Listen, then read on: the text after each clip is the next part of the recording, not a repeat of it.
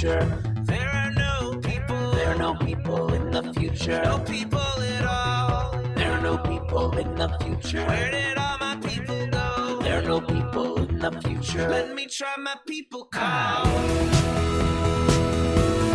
Where are all my people?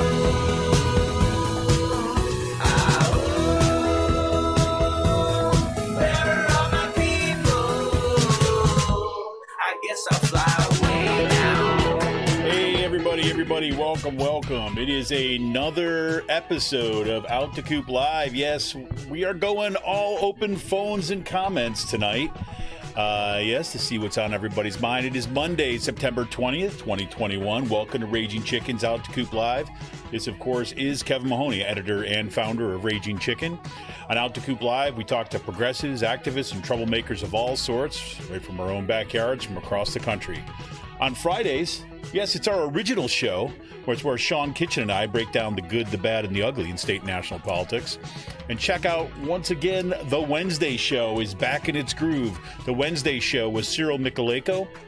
Cyril, of course, is a progressive columnist for the Bucks County Courier-Times, the Intelligencer, and he joins me to drill down into Bucks County, Pennsylvania, and international politics. You know, we got to mix it up on that show.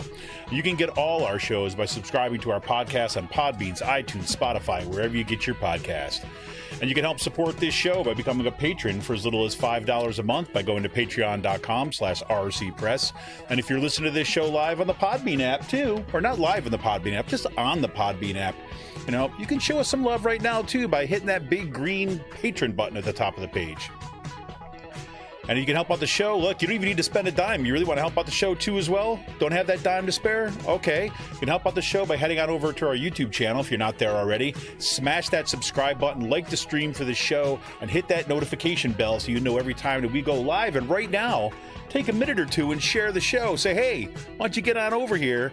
We got some Out to Coop Live. We're taking some wonderful listener comments. Good evening, Emily. Yeah, I'm already checking in. Fantastic. So we're broadcasting live also on riverside.fm. You can join us on riverside.fm, and you can call in tonight pretty much any time throughout the show. Details on how to do that are kind of in our the show description, I think. You just kind of click on the link that's both in our YouTube chat and in the show description for tonight. Do this if you do want to call in, you do want to head on over to Riverside, and you click that. Make sure you turn the volume down on YouTube. Just mute the volume on your YouTube and listen through the Riverside platform. Otherwise, it's going to be like those call-in shows where you call a radio show and there's all this echo stuff going on. You will get delays and feedback, all that nonsense. So if you do want to call in, just click that little link for riverside.fm and head on over, and we can take your calls. And of course, we're taking comments. We're taking comments on our YouTube chat tonight. See what's on your mind. The feeds were already filling up. It was just great. Before the show tonight, on Twitter, people are sending me all sorts of stuff, which was fantastic. So we're going to get into some of that. You can also, don't forget, you can join us on our Discord server. Also information on that in today's show notes and description. For more PA Progressive Talk, you can tune into the Rick Smith Show's live stream at 9 p.m. Eastern every day. YouTube, Twitter, Facebook, wherever you get your live streams. Check him out there. He's got shows at WBAI in New York. He's got a new show out in L.A. He's got Free Speech TV. Man, Rick is tearing it up. You got to head on over to ricksmithshow.com for all the latest across all his platforms, right? And support the guy, right, who's been holding down the fort, kind of the labor front, for as long as I've been in Pennsylvania. Let's put it like that. And you got to check out, of course, the Sisters of the Night Caucus podcast. The amazing PA women stirring the political cauldron behind this podcast rock the house, and they know where the bodies are buried. Ooh, and Halloween's coming up. Yes, make sure to follow them on Twitter at The Night Caucus. That's at The Night Caucus on Twitter. And subscribe to their podcasts on Anchor, Spotify, iTunes, wherever you get your podcasts. Attention gamers, all you gamers out there, The Game In, that's with two N's. The Game In is a Quakertown-based black family-owned gaming store. They're friends of the show, and they've got everything from retro N64s to the latest consoles, video games for all platforms, collectibles, action figures, Funko Pops, out the wazoo. And you know what? Now school's back in session. When your report cards start coming out, head on over there with your kid because your kid will get discounts every day on the report card. Check them out on their Facebook page at The Game In. Follow them on Twitter at The Game In with 2 N's. Again, at The Game In. If you got a question, you look for something hard to find, shoot them an email at thegameinpa, again, 2 N's, thegameinpa@gmail.com. Special shout out goes, of course, to Jonathan Mann, who wrote our intro song, There Are No People in the Future. Check out all his great stuff on his YouTube page and follow him on Twitter at Song a Day Man. That's with 2 N's. That's at Song a Day Man on Twitter. Well, welcome to the show, everybody. It was great to see the activity on Twitter before the show. I said, look, we're doing some open phones, open comments. What's on your mind? It seems like a lot of things on people's mind today. It's been that kind of week, full of frustration and great organizing and, kind of wondering about the state of our democracy. There's everything from the mundane to the existential happening this week. So just to give you kind of a little sampling of some of the things that we can get in tonight. So we've got, again, from that third Summers brother, of course, huge tiny mistake on Twitter. What's on my mind? People in power refusing to use it in D.C. while the GOP and PA wants all our private information so they can create a false narrative. Yeah, that's right. The PA GOP wanted to suck up everybody's social security numbers so that they can, kind of sell our data and then use that money to kind of sell our democracy, I guess. Right? So you got that. And then what else is on your mind? Oh, yeah, we've got the Central York School District, right, banning books. Yeah, no. We're not going to have any Rosa Parks. We're not going to have any Martin Luther King. No. We're just going to ban that, right? Suddenly I'm kind of waiting to kind of go on to Scope's monkey trial all over again over there in York County. But look, don't just blame York because this stuff is spreading everywhere across the state right now. And, look, throughout the country. So we've got that going on. Let's not also forget that, we've also saw stuff what's happening on the border, right? You see what's happening with the Haitian refugees. You got it's really, this is unbelievable. You've got kind of border agents on horseback driving Haitian immigrants who are, in dire straits, going after them on the border with horseback like it's some kind of Wild West rodeo. Like you kind of keep the darkies out, right? I mean, that's what's going on here. It's like one of the most racist displays I've seen in ages. And of course, look, sorry, yeah, okay, you want to support some of the stuff that Biden's doing and things like that, great, but his border policy is no good, right? But again, there hasn't been a Democrat or Republican that's been great on the border in ages, at least in the White House. All right. So again, just more stuff that we've got going on. What else is going on? And the kind of the good side of the ledger, you've got a rally that's coming up in Doylestown. It's a Build Back Better rally. Fantastic, right? Information on that. You've got on Wednesday, September 22nd at 7 p.m. at 50 North Main Street in Doylestown. That's the intersection with North Main and Court Street and Shewall Ave. They got a rally going on kind of demanding that, we build back better, that we get Brian Fitzpatrick, Representative Fitzpatrick. You remember the moderate who just wants to do good for everybody. Well, he should be supporting the Build Back Better agenda and tax the ultra rich, right? Look, we've been paying our fair share for a long time. It's time that we start taxing those ultra rich. Kind of have some kind of equality again, right? Have some, at least, we're not talking about kind of some sort of leveling the playing field so that everyone is an automaton and gets exactly the same thing. We're talking about getting back to some degree, not even getting back to, we're getting toward, right, a more equitable distribution of wealth in this country so people are not suffering. I mean, that is not hard to ask, especially after we just watched, 4 people go up first ever 3 orbits or 3 days kind of orbiting around the planet, right? Sponsored by billionaires and SpaceX to kind of, show us that we can all go to space. Well, not really all of us can go to space, right? But those billionaires, man, that's what they're spending their money on, right? Space tourism. We know it. What else we got going on? Oh, yeah. Have you seen The Masquerader?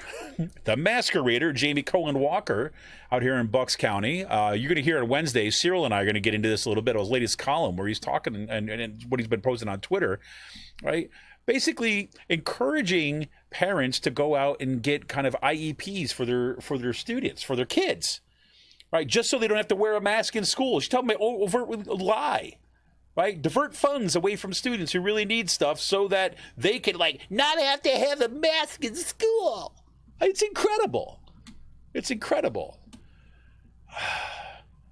Another kind of good news, I mean, this is just kind of like an FYI one that Sean Kitchen's putting out, right? He just wants everybody to know, everybody on Twitter, everybody who follows him, right? He just wants to make sure that everybody knows that his new iPhone, right, shows it that he walked 7 miles today. And one, that's crazy because his iPhone is tracking his steps like that. Welcome to, like, you know,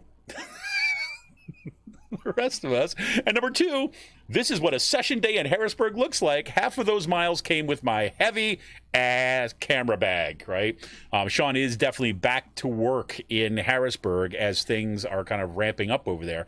And he's got a new iPhone. He just wants everybody to, you know that it's tracking you. Not that we didn't know that already, Sean, but thank you for that information.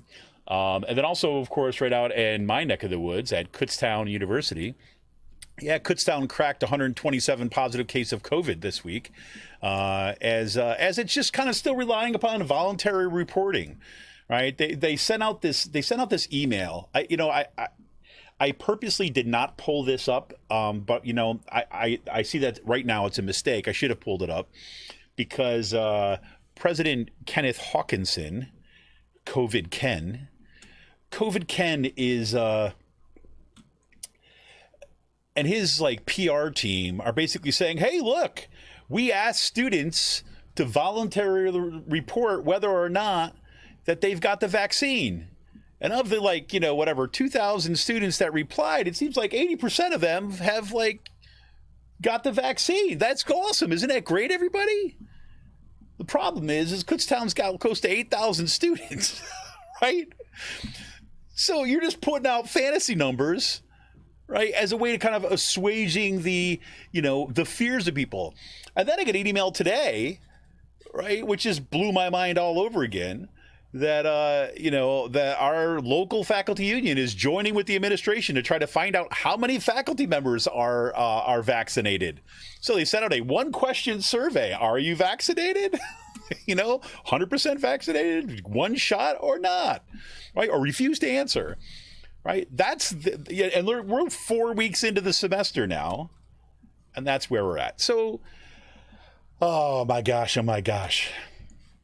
I don't even know where to begin. I don't even know where to begin half the time. I think I do want to begin actually. Well, I guess I've already began, right? So I'm kind of like beginning again, so to speak, or where do I want to dig down in? I think what is happening out in the York School District is disturbing. Hey, Shanna. I see Shanna's kind of joined the feeds too as well. I saw you kind of come in. York County, sigh, I agree indeed. And I also know that, teachers who are out there and are back in schools are also being like, what the hey is going on in my district? But so, to add insult to injury out there in the Central York School District, they've got a book ban that is basically making national news now, right? I mean, I don't know if you've seen this.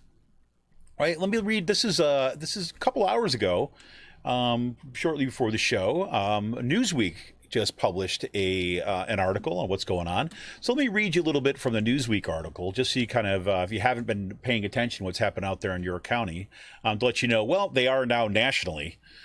So a school district in Pennsylvania is facing a nationwide backlash after an attempt to improve diversity led to a number of books on racial equality and diversity being banned.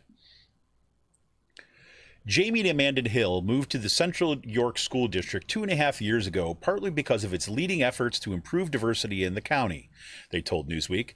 But a, quote, state of flux in the district may impact the positive changes. After a summer of unrest in 2020 following the death of George Floyd, Jamie said the school's diversity committee, of which he's a part, was asked to compile a list of resources for students and educators. He said the list was not intended to be part of the curriculum, but would supplement classroom material and serve as an independent resource for those intentionally seeking the information. In addition to the diversity committee resource list, the school was also considering changes to its lessons plans, primarily at the elementary level, that included reading Susan Verde's I Am Human, a book of empathy. A school board member allegedly became concerned about the book and questioned if the school would balance the lesson by teaching about empathy for police officers and first responders, Amanda said. Although the cover of the book features a non-white child, she says its message was about the power of good choices and being kind, not race. I could just go on with this, right? The Central York School District Board President Jane Johnson said in a statement that a significant portion of district's parents complained over the content of the material. So in November, the school board opted to freeze the material. Johnson told local station WGAL that it was because parents felt the material was, quote, promoting unequal treatment of individuals on immutable characteristics. Now, this is one of these things that is just so disgusting, right? I mean, it's so disgusting. Why is it so disgusting? Because they're taking, right, just, it's like you skate around the surface of, say, Dr. Martin Luther King's words, right? Judged by the content of your character, not by the color of your skin, right? And then you ahistoricize it, you remove it of any critical content, and then you use it to support your own grievances, right? Because you no longer feel, fragile white person, you no longer feel like you can just say whatever you want, right? That you're no longer able to make jokes about black people or make sexist comments and have people laugh at it. Instead, you're ostracized for it. It's upsetting to you.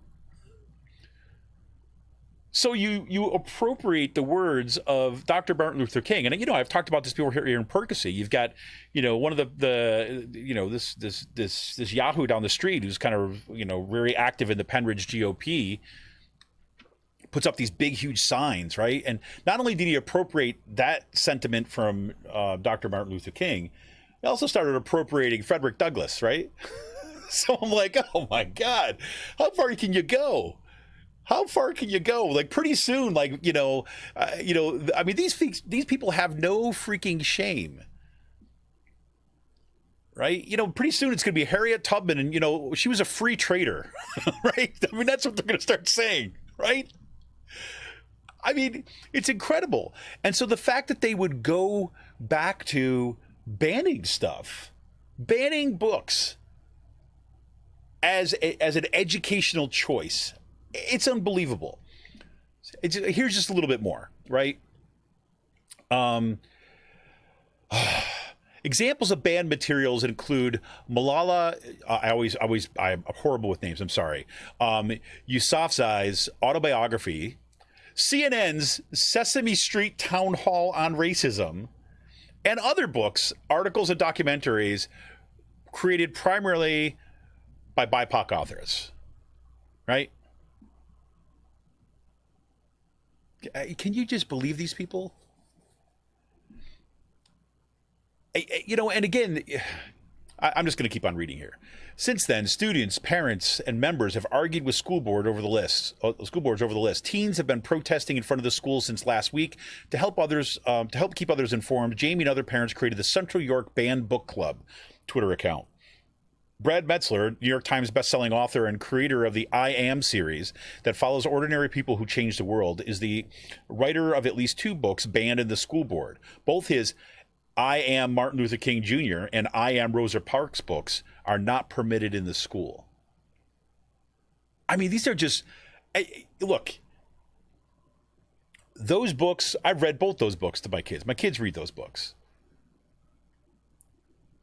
And if you're to glean anything from those books, right, you're going to learn like a little bit more like a critical history. It's certainly not everything that happened in history, but I got to say, right, in those kind of I Am books, it's not just about Rosa Parks was tired and therefore she sat down and then spontaneously started this thing. No, they actually put it in a little bit of a historical context, right, at an appropriate level. That's fantastic. Right? They're telling the truth in our history books. Can you imagine? And because it happens to be the truth that is coming from the perspective of Black and Indigenous people of color, that they're going to ban it. The only, I am that they want to hear is if it's I am George Washington. I am great white guy. Right? Yeah, Shanna's saying, I'll have to tell you about my board meeting last week. Oi. I've heard a little bit about that. I've seen some of the discussion, Shanna. Oh, my God. I can't even tell you. I mean,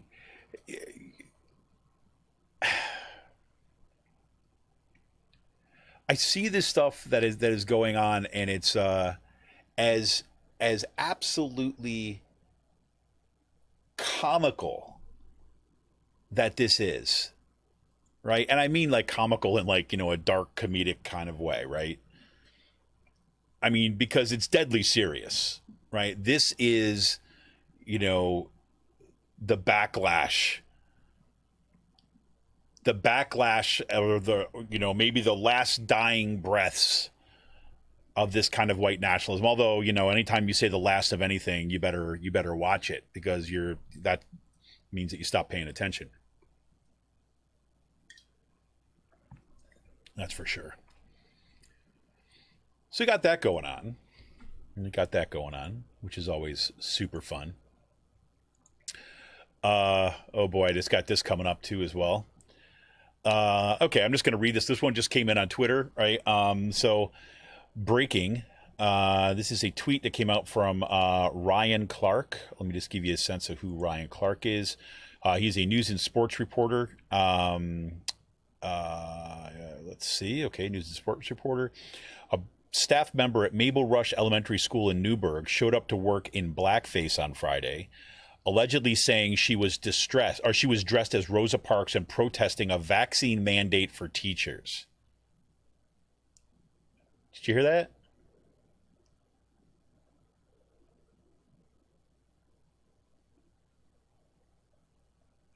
Let me read that again. I even just misread that. I thought it was a student. Let me read that again. This is breaking right now. A staff member at Mabel Rush Elementary School in Newburgh showed up to work in blackface on Friday. That's a staff member, allegedly saying she was dressed as Rosa Parks and protesting a vaccine mandate for teachers. Statement from the Newburgh schools on the latest racist incident, and this is what Newburgh schools said, so I'm going to read it in its entirety, at least what I got here on Twitter. Last Friday, one of our employees reported to work in blackface. The employee was removed from the location, and HR has placed the employee on administrative leave. The administration of Newburgh Public Schools condemns all expressions of racism. It is important to remember how blackface has been used to misrepresent black communities and do harm. We acknowledge the violence this represents and the trauma it evokes regardless of intention. Each incident report is always taken seriously as we diligently follow our policies to investigate and take appropriate action. We continue to work toward a safe and welcoming environment in our schools that are free from bullying and reduces mental, emotional, and physical harm as we move forward together in our mission of educating students. Right? Now that school's in Oregon, so let's be clear. Right? But that gives you a sense of that this is, what's happening in York, what's happening with these banning of the books, what's happening in the Penridge School District, what's happening in the Palisades School District, what's happening in the Central Bucks School District, what's happening in, you tell me your school district, right? Yes, I agree, Emily. That is unbelievably vile. Unbelievably vile. And Shanna says, yeah, we are on the worst timeline.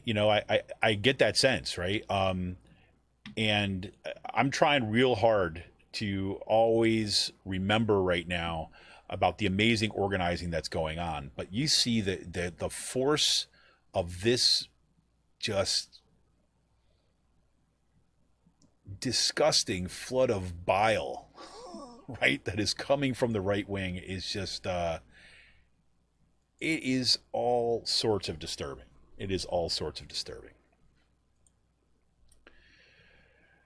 Remind you got something on your mind, you want to kind of throw it in the comments on YouTube. I'd love to. You got some links from me that you think would be good to have stuff out. You got events that are coming up. You got actions that are coming up that you want to get some folks out there too. You just let me know. Just throw that in the YouTube chat, or kind of, if you want to call into the show and you got something to say, you want to chat for a bit, you can hit that head on over to riverside.fm through the link in our show description for the day. Love to hear from you. Love to chat. Let's see what else we got here. So let's go take a look at Emily says, I have an idea of what to do if any books get banned in my district. Love to hear it, Emily.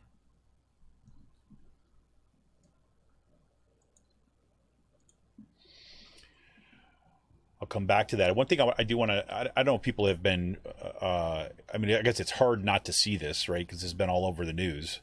I mean, the Biden administration is getting some heat right now on its border policy, and I think justifiably so. This is from USA Today. It says, pictures showing U.S. Customs and Border Patrol agents chasing Haitian immigrants or migrants at the U.S.-Mexico border on horseback are horrific, White House Press Secretary Jen Psaki had said, adding more information on the situation is needed. Quote, I've seen some of the footage. I don't have the full context. I can't imagine what context would make that appropriate, but I don't have additional details. And certainly, I don't think anyone seeing that footage would think it was acceptable or appropriate, Psaki told reporters. I mean, you see these folks on horseback in chaps, right, swinging at the migrants, running them into with horses.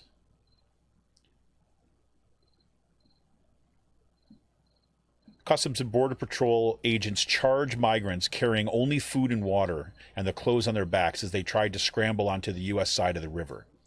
Let's go! Get out now! Back to Mexico! Agents shouted. One man stumbled and fell as he tried to dodge an agent's whip. Did you get that? Whip.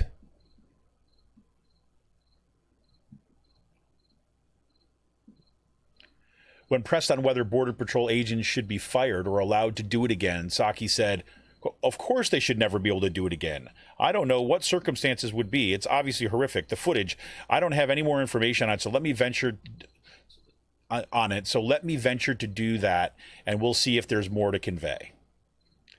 A camp of over 10,000 migrants who crossed the Rio Grande at a low point between Ciudad Acuña, Mexico, and Del Rio, Texas, have been waiting beneath the international bridge in Del Rio to open an asylum claim. U.S. and Mexican officials warned Sunday that those in the camp would be deported back to Haiti. Horace Campbell, professor of African American Studies and Political Science at the Maxwell School at Syracuse University, called the expulsion of the Haitians inhumane and criminal. Quote, the economic conditions in Haiti since 2010 have been unspeakable, said Campbell. And what the United States government is doing is unspeakable given the crisis in Haiti, as one person said. It amounts to something being criminal. It's just that. Now, you're seeing these folks trying to make excuses, trying to say, well, we don't have all the information, all this. But let's be clear here. The Border Patrol, this is not new for the Border Patrol, right? This is the kind of behavior that has been cultivated, perpetuated, and allowed to continue for decades. It's only gotten worse over the past, 4 or 5 years or more. Trump's rise basically lit a fire and underneath or in the bushes so that all these folks just basically came out into the open. Now they're not even hiding it. To take whips, think about that, to take whips to the border, and you have black Haitian migrants in desperate conditions, and you whip them like slaves. You just think about the role that Haiti, the history of Haiti and slavery. If you look at the dire economic and social conditions in Haiti, after a coup just took place there, and you have people seeking refuge, give me your tired, your poor, your huddled masses, right? Those are things like I grew up loving about this country. I was one of those kids that I took things at face value, right? And I was searching as a kid. I remember searching for kind of how to understand the good, right? How how to understand what's, what I should be doing in the world, what it means to be a good person. I used to go to, I grew up Catholic, right? So Irish Catholic, and well, it was actually grew up more like Italian Catholic, even though I'm Irish, right? Or look at American, whatever. But my dad's side is obviously, my dad's side is very, very Irish, working class Catholic. But my mom's side, Irish and stuff like that too. Anyways, but Utica, New York is an Italian town. That's my, at least the area that I lived in was dominated by kind of the Italians. So anyway, so I say Irish working class, Irish kind of Catholic, but it's all kind of mixed up and basically there. Anyways, and it was those things too as well. It's like, I remember, I was like one of those kids too. I would sit there in mass, and I would read along with the priest, right? I would read, the Psalms. I would read the readings, as he was reading them. And I remember hearing about kind of like turn the other cheek, right? I remember hearing about, like, I am my brother's keeper, right? I remember about, those words about people who were cast aside in society, and the teachings were that Jesus showed compassion and was willing to stand aside them. So what you do to the least of my brothers, so you do unto me, right? And I believed it, right? I actually believed that that's what these people were about. And so, I look at, a good portion of my life was unlearning and being disabused of that ideology, of that propaganda. Because we all know while they were preaching that, and this happened even, no one will tell me directly, right? But happened in my parish. And it wasn't just one priest, right? Because you have everyone else there knew about it, or at least some adults knew about it, did nothing. Right? I've told this, about on the show before too. I said, my sister is kind of she's got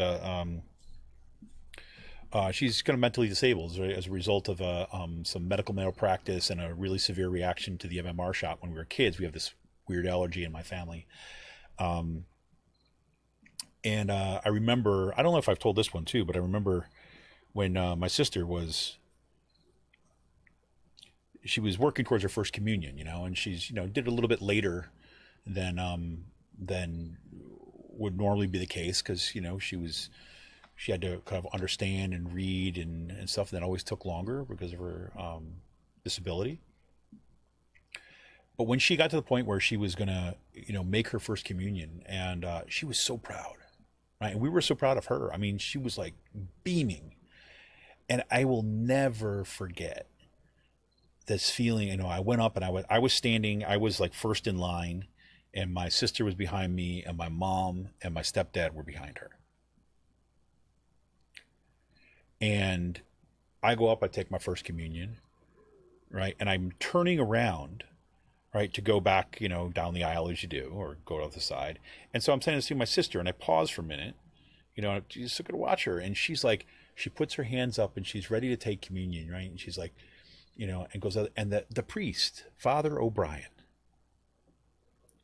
takes that Eucharist, right, and kind of starts to go to my sister, and she's like, she have her hands up. She was gonna take it on her mouth, and she was like this, and he is about to, and then pulls it back and says, so everybody can hear, has this child made her first communion? In the most bitter, judgmental, horrific terms. And I watched my sister's elation get replaced by shame. And these were these people, right? Now that wasn't the priest that was the one, supposedly at least, that I'm aware of, that was committing the worst atrocities. But that was the moment for me where I was like, this is a sham. This is a sham. And the more I learned to say, not only were there bad people, look, There are horrific people in the world. There's going to be, right? So those priests who have done the worst possible things to kids, those are horrific people. They might have all sorts of mental issues, mental problems, whatever it might be, but they do horrific things. What is worse in my book are those people that allow it to continue and cover up. My question back then, I was just thinking about this. I'm like, you're telling me all this happened and nobody knew? And people would say things to me like, well, people were, other priests, they were worried about their jobs. I'm like, worried about their jobs? They're supposed, this is my kid's mind, right? They're supposed to be defending the word of God, right? And not worried about their jobs. And if they're not willing to stand up to a priest who's committing the worst atrocities right in front of them, the whole thing's a sham, right? And it's the same dynamic. Look, it's not just the Catholic Church, right? This is the thin blue line nonsense when you talk about police officers. They want us to say, well, there's a few bad apples. Yeah, okay, great. There's always going to be horrific people doing horrific things. But guess what? When you've got an entire structure around it and people being unwilling to stand up against those folks and allow it to continue, that is worse. There is a section of Dante's hell for those people reserved and open and welcoming, because there's more of those people than they are of even the horrific ones. So, anyways, I think about that stuff a lot. I think about that as kind of why we do what we do, right? Anyways, Emily was saying she has an idea what to do if any books get banned in their district, right? She has a story time in front of the school with a bullhorn, story time with the banned book. And this is, this story time with the banned book, right? I think that's a great idea. And you're seeing some actually really creative stuff. I saw that there was a woman highlighted. I don't have the article up right now, although I would share it with you now. But there was a woman. You know how they got those little libraries that people are putting up around towns and stuff.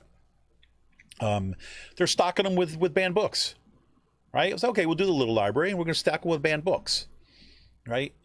There's so many different creative ways that we can support our communities and basically say, no, we are not going to stand in the way. Because look, these people that are doing what they're doing in the school boards, what they're trying to do to our schools, right, to set us back, to like Jim Crow South for everybody, right? Well, not everybody, right? Let's be clear. They want to just keep their own dominance, right?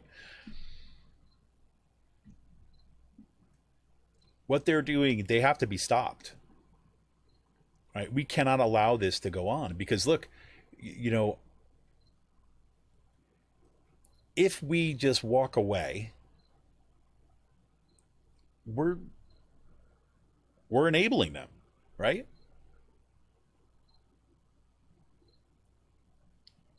And most, chances are, if you're listening to this show, right?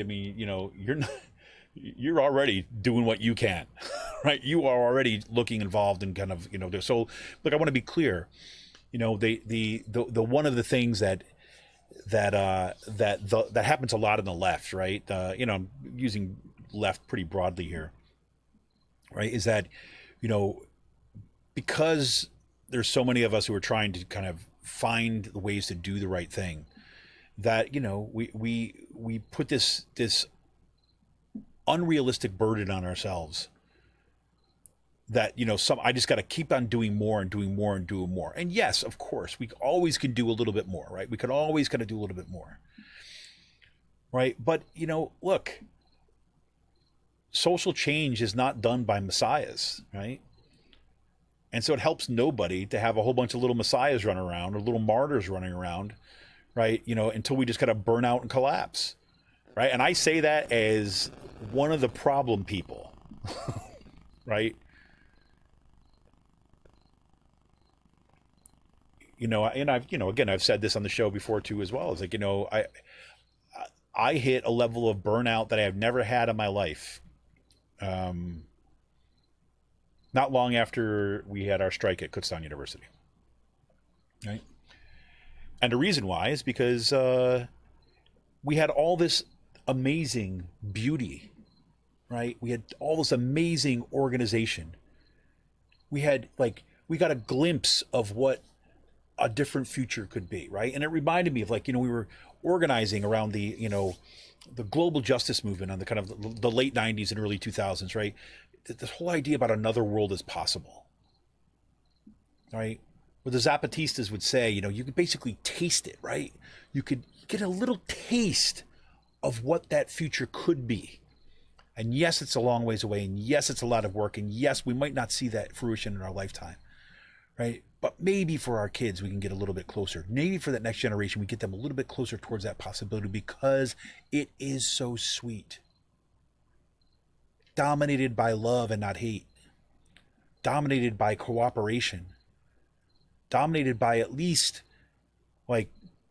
yes, there's always going to be differences, right? But that kind of sense of we're working on something better, not trying to just grab something for ourselves. And look, I'm a firm believer there's always going to be those people that are going to try to do that, right? There's always going to be the people that are going to be selfish. There's always going to be the people that are going to try to get it for them. The question is, as a society, do we organize a society in such a way that maximizes and rewards those people? Because that's what we're doing right now. Or do we have a society that's organized around maximizing and rewarding a cooperation, mutual aid, love, right? It's a good question. And I think that's what we have on our plates right now. And that's why I think it feels so big, because it is. Let's be frank about it, right? Oh, boy, oh, boy. Yeah, Shannon says burnout and collapse is all I know. I hear you. Well, I'll say this right now. I'm struggling with this right now. Is we had Steve Oros on the show a few weeks back. Steve Oros was a faculty member at Kutztown University who has recently had a heart transplant. Was finally cleared to come back to work this fall. But only on the condition, his doctor said, only online, because as long as we still have this pandemic out there, you are at the highest possible risk of severe or fatal consequences of contracting COVID. So there's no way you're going back into a classroom, right? Especially at a university that has laughable protocols when it comes to keeping people safe. So the doctor's saying, yeah, we'll clear you to work. And he was all happy. I'm going to go back to work. I'm excited. I'm going to go to the administration. Okay, how can we make this work? What do I need to do? And they're like, nope, either you're back in the classroom or, I'm sorry. Can you believe it? I can, I guess, right? We have a student organization. I should bring this up too as well. We have a student organization at Kutztown called KU Activists, right? Kutztown University Activists. And they have been recently, see, of course, I'm going to search for them because I don't have it right up there. That's awful. KU, there we go. So they've been, one of the things that they do is they post stories, right? They post stories of, from students and from staff members and things about their experiences, right? And they collect them, post them up Instagram and things like this. And that's just not everything they do. Let's be clear. So let's hear. But here's something. This is from an anonymous KU student, and this is a really powerful move, right? So, but here. So I am a disabled student who had all of my classes accommodated for the 2020-2021 school year to be online. I am at high risk for COVID-19 complications, but was forced to come back to campus even though I do not feel safe. When I asked the DSO, the Disability Service Officer, before the semester started, what they are doing to support students like me, this was the response. There is no support.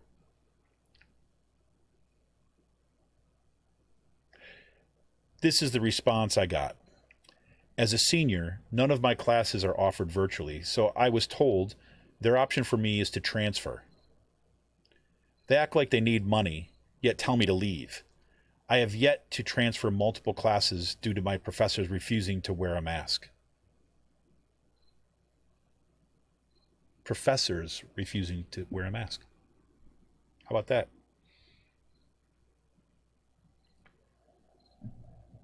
With that said, this is from the email apparently. They said, with that said, here are some of the options for a fall. Work with your advisor or department chair to adjust your course schedule to fully online courses. In other words, go find them for yourself, kid. Or secondly, if you are unable to enroll in all online courses, you can consider taking a leave of absence, an LOA, for the fall semester. You may contact the registrar's office at regoffice@kutztown.edu for more information. While you're on LOA, you may consider taking online courses at another university and transferring them back to KU. To ensure that your courses will transfer back to KU, you should consult with your advisor or department chair and complete a permit to study at another college form. You may explore other options. This is number 3. You may explore other options for transferring to an online university that specializes in online and remote study options. In other words, go away. Go away. Can you believe that garbage? This right here, I can't tell you how much this represents so much of my experience of trying to deal with the administration at this university. I love the students at the university. And, you know, again, you hear this at students, faculty at other universities, in the PASHE system and other universities too as well. You get this kind of nonsense. Instead of accommodating and being the caring community that the university claims to be, what do? They basically say, hey, look, go do this. Go talk to that person. Go talk to that person. Go talk to that person. You go do these things. Or go to an online university. We don't really care. Just stop bothering me. It's pretty remarkable, right?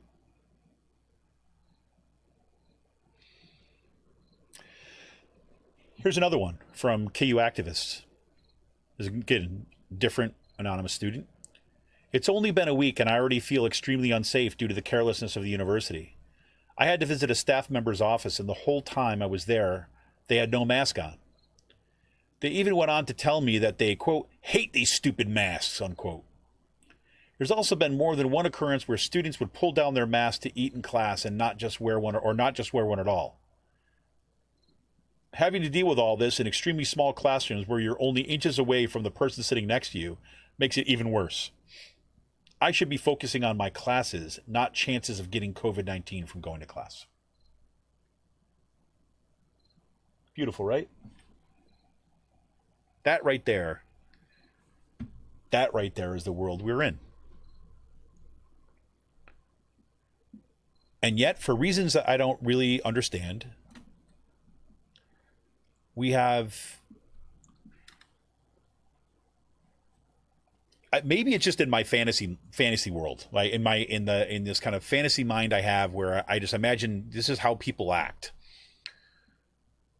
Where I feel when I go to work, when I go to, and I know that this stuff is going on, I'm experiencing it myself.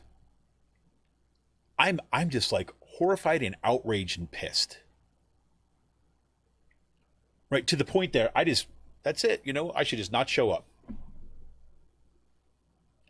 Right, but I also know, right, if I don't show up, just as an individual, right, you know what's going to happen, right? They're going to fire me and nothing gets changed. Right, so I can feel good about myself, the only difference being I won't have a job, right? That's always the truth. That's why collective action is the answer, right? That's why we organize together, and we could all walk off the job.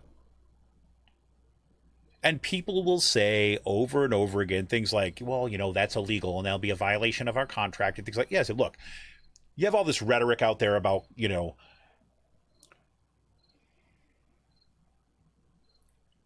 have these arguments. You hear this kind of these refrains that go out there, these statements that, the university works because we do, right? That's when I was doing organizing work with kind of adjunct faculty and graduate teaching assistants down in DC, as one of those mantras that I hear, right? And our working conditions are our students' learning conditions, and vice versa. Students' learning conditions are our working conditions. That's about solidarity. The university works because we do, recognizing the mission of the university is about what we do in the classroom, not what the bean counters do. And that's a story of just the specific work that we do. This is a story of workers, right? Ford doesn't produce cars. The workers of Ford produce the cars. And if those workers refuse to produce the cars collectively, there's no cars.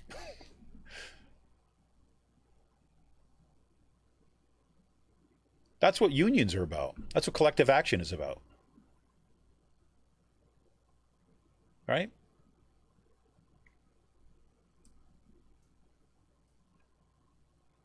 So it's been, I know this is not just at Kutztown, but it's a bunch of places. It's been hard to feel the lack of collective willingness to basically say collectively enough. And I read these articles all the time about how, certain workers are not going back. Their message is, no, we're not doing it anymore.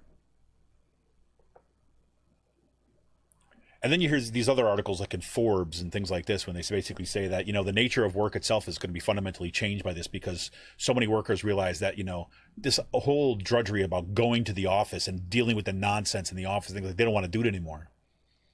If they can't be virtual, they're not going back. Right? Now, to be clear, I'm not one of those, right? I just would like decent working conditions, right? Good luck with that. But that idea, until we have that kind of effective shift, right, where we've trusted enough in each other to stand with each other to say, no, I will not be abused. I will not be exploited. I will not be forced to go back and work in unsafe conditions. And as part of my charge, and this is, as a faculty member, as part of my charge, I extend that to my students. My students recognize that. I'm saying my students broadly here. I mean, you see these students who are beginning to organize, right? They're organizing like they have more at stake than some faculty and staff members do, right? At least they see the urgency, and this is the brilliance of youth, right? I think that's some of it. I'd hate to kind of resort to cliches, but that willingness to kind of that take the risk, right? Recognize the urgency and act on it. So, I don't know. Wasn't really planning on talking about that tonight, but here we go.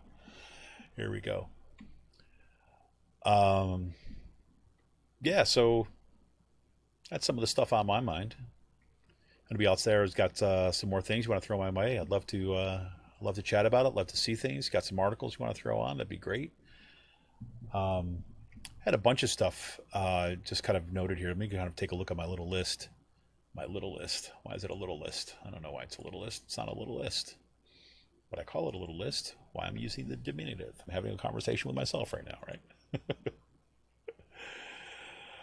Oh boy. So here, yeah, okay. So I actually, this is something I did not read because I tagged it and I said I got to read this later. And look, it's asking me to log in, so good. I'm not gonna be able to read it right now because it's just this powerful Democrat. This talk about Manchin is going to be probably the one who's going to write a bunch of our climate plans. This is one of the frustrations we see what's happening in DC right now. You got this major infrastructure bill, and you've got a few Democrats who look like they're willing to go down in history as being the ones that stymied a major shift this plan, which is disgusting. Shanna just said, you see that Pfizer's getting ready to move the vaccines for kids. Yes, I saw. They said it was, I believe, they think that they're going to seek approval now, and they said it's safe and effective for kids 5 and older. If I read it correctly, that is huge news. Especially for those of us who are living in school districts where our kids are going into, basically like, biohazard every day. So I'm very, very excited about that, to see that they're moving there, because there was, reports that there's been reporting about this, for the past several weeks now, about, they're expecting maybe early 2022 is when we'd see a vaccine for kids. If that's getting kind of pushed up through the Pfizer vaccine, that's really good. We also should say that, Pfizer has been getting a lot of the, attention in the vaccine, because they basically have been kind of out in front and getting approvals and things. However, there was also some reporting that came out about the Moderna. For those of you folks who have got Moderna, Moderna fell behind a little bit, just in terms of the numbers of doses that they were producing. There were some production issues and some things like this, but they've still been kind of plugging along, and they've actually finding out that Moderna is proving to be even more effective than Pfizer in terms of the longevity of its protection and against at least some early indications around with the Delta variant, which that's also good. So there's these really, and that's the thing I always have to remind myself of, is like, look, the tools are right there, right? It's not as if we're in the middle of this situation where, we're just all on our own. There's nothing we can do. We just have to decide whether we're going to take the risk or not. We actually have the tools to do it, right? We actually got the vaccines. We know how to stop this stuff. It's just that we're having those tools taken away from us as communities, which is crazy. So, but that is super news. I got to say, that is super news. If that pans out, I'm always kind of like, let's take it one step at a time. Let's make sure that we're not rushing anything. That I have that thing on my Facebook profile, which I know that some people have it too as well. It's that little ring. You put those little frame out, and so I guess it's not up there anymore. I guess it disappears after a while. It says I'm deeply skeptical of authority. Yeah, I'm fully vaccinated. And I'm one of those people, right? So when I'm looking at Pfizer, right, I'm looking at, like, the promise of vaccine is great. But let's also let's not underestimate the profit motive here. So, I'm always I tend to be cautious about this stuff, because I would say, let's look at kind of carefully at the science and make sure that this is not a company that's just looking to capitalize and being first out of the gate, to get this out there, especially since we're talking about kids, right? And the reporting suggests so far that it's not that. It looks like that. No, it looks like this is gonna be effective, which is some fantastic news for right now. So I don't know.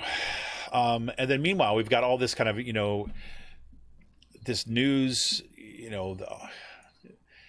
There's all this stuff. I mean, I don't know. Ever since, like, this Met gathering thing, and believe me, I'm not going to talk a whole lot about this, but I had to take a little break from the news for a bit, because I know it was so dominated by this, this news cycle. And like, I've never been one of these people that has really, like, followed celebrity culture all the time, right? And it's not, and I'm not saying that I've never followed it or something like this, or I'm completely unaware and pop culture is bad. No, not like that. I'm just like, some people really get into the, the whole histories of individuals and all this other kinds of stuff, and the machinations of their relationships and their lives and what's happening and all this stuff, and the slights that they incur and all that kind of stuff. It's never been kind of where I'm invested, right? It's just not it. So when I started seeing things like, oh, look, AOC's got the tax the rich dress and things like this, and oh my God, isn't that? I'm like, oh, please, no, let's not do this, right? And then meanwhile, and then on the other hand, you've got a really kind of troubling story about, this young woman, Gabby Petito, who now it looks like they found, her body. And there's like in-depth coverage about that stuff. And look, I don't want to minimize what's going on there, but it shows you what happens when you have a story that the media and the dominant media feels like we're gonna go all in on this. And so the amount of kind of stories and coverage and intimate detail that you're getting about the specific stuff is just immense, right? And and I wish, my own school district, I wish they would do that for Joan Cullen, right? Who's basically the leading force behind the Pembridge School District's kind of right-wing QAnon turn, right? Where's the reporting for that, right? I mean, look, it's not that there's no story there. It's a compelling story. It's like you could frame it like a Star Wars saga, right? The dark side, right? I mean, it's a classic story of like bad people. It's like a right-wing mob story. I mean, come on. I mean, this is like a gimme. And this is where, if I ever got to the point where I could be self-sustaining for doing the work with Raging Chicken or some sort of organization like Raging Chicken, man, I would jump so fast, because that stuff would be awesome to cover. The stories that you can tell and all that. Now, look, I seriously recognize the constraints that a lot of reporters are under. So I want to be clear about that. Like, I know that, newsrooms have been cut and all this, and you've got editors to answer to and funders and all that stuff. So I understand the dance, right? There's no kind of perfect, but that's what I'm saying. If I could do this, right, the no bosses kind of model, where whatever the worst that's going to happen if I say something that offends somebody, right, is someone who's kind of individual who's a patron has been so generous in supporting the show is going to pull like is going to no longer be a patron, and that'll suck, right? But no one's got pull over what I say on this show or what we have written in Raging Chicken over the years, which is great, right? So there you have it. So, we shall see. We shall see. We shall see. The other news that I should say this too as well, this is kind of just popped earlier today too as well, is that the Supreme Court just announced that it has set the date for oral arguments in this case that comes out of Mississippi, that will directly confront Roe v. Wade. Right, so that it's those oral arguments are going to be heard on December 1st. The law in question challenges the court's previous ruling in Roe v. Wade and subsequent cases by imposing restriction on abortion earlier than the recognized point of fetal viability, when a baby would be able to survive outside the womb at approximately 24 weeks of pregnancy. So that's kind of at the stake of there. So we're going to be kind of hoping to have some folks on the show to kind of talk about that case, to really unpack it early. So we're organizing around that too as well. Like we don't have enough on our plate already, right? You need that. So there you have it. There you have it. Yes. That emoji has been me, Shanna. The angry emoji with the thing right across it there. So got a lot on a plate here. So okay, I can't resist this one too as well, and because when I see stories like this, it's like this is the other part of the world that we're living in, right? So now you have Kirsten Sinema is now threatening to kill her own infrastructure bill, right? In my mind, this is some of the bleed of celebrity culture right here. When the attention is the attention seeking of whether you're Joe Manchin or Kirsten Sinema or these individual House Democrats who are just kind of all about trying to get themselves in the media for the week. Here, so look, this is coming out of. I'll read this last one and then I'll start wrapping things up for tonight. So this is a kind of New York Magazine. This is by Jonathan Chait. So I'll just read the first couple of paragraphs for you so you get a sense of what's happening here. So here's what needs to happen for Joe Biden to have a successful domestic legacy. Like, look, let me be clear about this. That kind of sentence drives me insane, because I could give a crap about his legacy. What I care about is like legislation is going to impact people, right? He gets a bump for it, great, that's fine. But why do we frame it as why frame it as like Joe Biden have a successful legacy, as opposed to if we're going to be able to seriously tackle climate change, if we're going to be able to go address the gross inequality of wealth, right, and income in this country, right? If we're going to be able to kind of get the rest of the other half of the children out of poverty. I mean, come on. Anyways, it's a little hobby horse. So say Democrats in Congress need to negotiate with themselves to determine what new social spending they agree on and how they can agree to pay for it. That may very well happen, but it is not happening at the moment. What's happening instead is a series of escalating threats. The latest comes from a band of centrist House Democrats, joined by Senator Kyrsten Sinema, who preposterously warned that if the bipartisan infrastructure bill does not pass the House next week, they will refuse to back any new domestic legislation. There you go. That's the state we're in right now. Democratic Party leadership at your finest, I'll tell you that. Sort of here. So I'm just going to shut up now before I go off on it. So listen, everybody. Listen, I appreciate folks kind of dipping in and staying with us for a little bit tonight. Thank you for those folks who were kind of sending me stuff ahead of tonight when I just basically put a little announcement. Hey, I'm going to do an open phones tonight. What's on your mind? And boom, boom, boom, boom, boom. Lots of stuff came my way. I hope Sean is going to kind of make peace with his iPhone that is tracking him.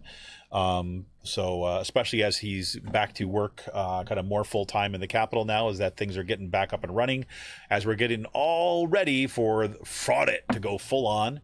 And the GOP is going to, you watch what's going to happen. Pennsylvania is going to be crazy, folks. I mean, you all know that. I mean, a lot of folks who are listening from Pennsylvania, you know what's going to happen in this Commonwealth. It is going to be something else. So whatever. So thank you all for tuning in tonight. And we're going to say a good night. I want to remind everybody that you can help support this show multiple ways, but the best way you can help support the show, the surest way you can help support the show, is become a patron by going to patreon.com/rcpress. You become a patron for as little as $5 a month. It helps make this show possible. Makes you we can tune in why we were able to kind of bring on Cyril Michaleko, and we have the show, the Wednesday show, and Cyril and I are going to be talking about his new column on Wednesday. We're going to be talking about some additional craziness in Bucks County. We're talking about some, accountability in the media, too, as well. Will be there. So please do tune in for that. That show is going to get released kind of first thing on Wednesdays now. We've kind of worked out a schedule so that it's not going to be a guessing game on a Wednesday anymore. And we had to deal with some kind of issues with kind of uploading that's kind of delayed the release of it, so it's been coming out later in the day as opposed to all coming out live. But we think we got that stuff worked out, so I'll look for that kind of early on Wednesday. And of course, we got our Friday politics roundup, kind of around 11 o'clock. Always kind of ticks a little bit later. I wish we could do it at 10:30 or so, and maybe we can. But between 10:30 and 11 on Friday, our politics news roundup. That's with Sean Kitchen. We talk about the good, the bad, and the ugly in state and national politics. But in the meantime, everybody, hey, take care of yourself. Take care of each other. We got to support each other. We got to be in there with this together, so we can actually turn this mother around. So, see ya.